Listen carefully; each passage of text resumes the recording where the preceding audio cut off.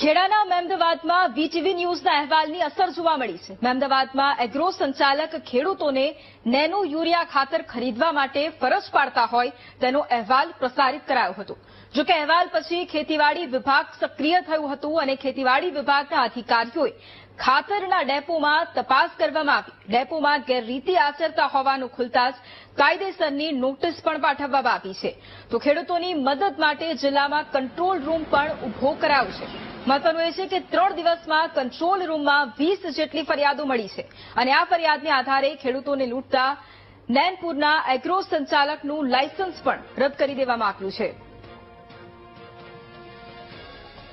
અને અમારી આખી ટીમ એગ્રી બિઝનેસ સેન્ટર નૈનપુર ખાતે તપાસ માટે ગયા હતા અને તે તપાસ દરમિયાન જેમ અહેવાલમાં પ્રસિદ્ધ થયું હતું કે ખેડૂતોને ફરજિયાત